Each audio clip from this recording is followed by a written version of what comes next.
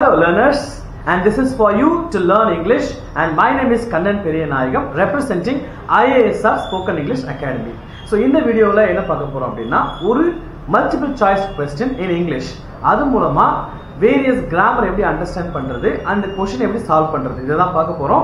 So this is the part 1 and this is for you to learn English. So number question ku poidalam. So question enna inga irukku, I dash lunch in the college canteen. Alright, இதை நீங்கள் ஈஸியாக பார்த்தாலே வந்து answer பண்ணிடலாம். But இந்த கொஸ்டினில் இருக்கிற சின்ன சின்ன கிராமரை எப்படி வந்து நம்ம அண்டர்ஸ்டாண்ட் பண்ணுறது, அதுதான் இந்த வீடியோவுடைய நோக்கம். ரொம்ப ஷார்ட் அண்ட் கிறிஸ்பியாக பார்த்துடலாம். So I dash lunch in the college canteen. So option A eats, option B have, option C drink and option C has. இப்போ இந்த 4 ஆப்ஷன்ஸை நீங்க ஸ்டடி பண்ணாவே ஈஸியா ஆன்சர் பிக்கப் பண்ணலாம். ஸோ நம்ம எப்பவுமே மல்டிபிள் சாய்ஸ் கொஸ்டின்ஸ் அப்படின்னு வரும்பொழுது நாட் ஒன்லி இன் இங்கிலீஷ், எந்த உங்களுடைய காம்படிட்டிவ் எக்ஸாமினேஷன் எதுவாக இருந்தாலும் எலிமினேஷன் மெத்தட் தான் போகணும். Alright, so let us see A வந்து கரெக்டான ஆப்ஷனா இருக்குமா, I eats lunch in the college கேன்டீனா இருக்குமா அப்படின்னா இல்ல. ஏன் இல்ல, அதுதான் இந்த கொஸ்டின்ல பார்க்க போறோம். ஆல்ரைட், ஏன் வந்து ஐ ஈட்ஸ் வராது அப்படின்னு பார்ப்போம். இப்போ ஒரு verb கூட கடைசியில எஸ் வந்தது அப்படினாவே அது வந்து third person singular, he, she, it. இந்த 3 வார்த்தைக்கு அப்புறம் ஒரு verb வந்தா அந்த verb கூட எஸ் சேர்க்கணும். ஆல்ரைட், சோ நமக்கு என்ன இருக்குங்க, ஐ இருக்கு. அப்ப டெஃபினட்டா வந்து இந்த ஆப்ஷன் வராது. ஆல்ரைட், நெக்ஸ்ட்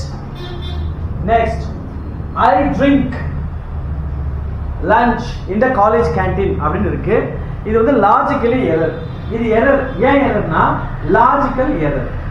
இப்போ நல்லா தெரிஞ்சுக்கங்க, not only in English, in all the language that you want to learn, you will have to make sure that there should not be two kind of error.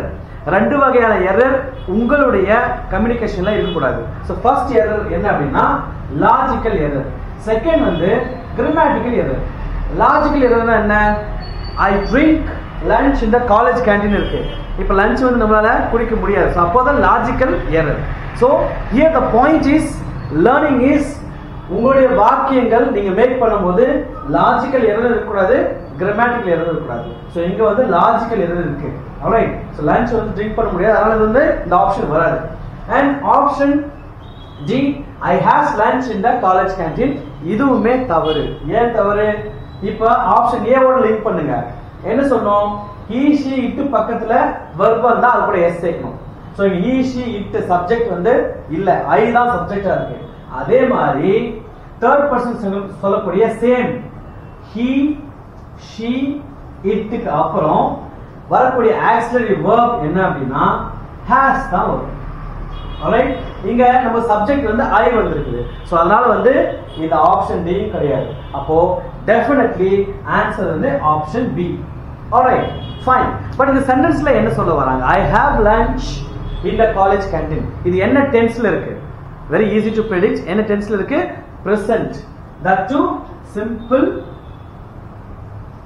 present tense. Alright, இதுக்கு நிகரான தமிழாக்கம் என்ன அப்படின்னா, நான்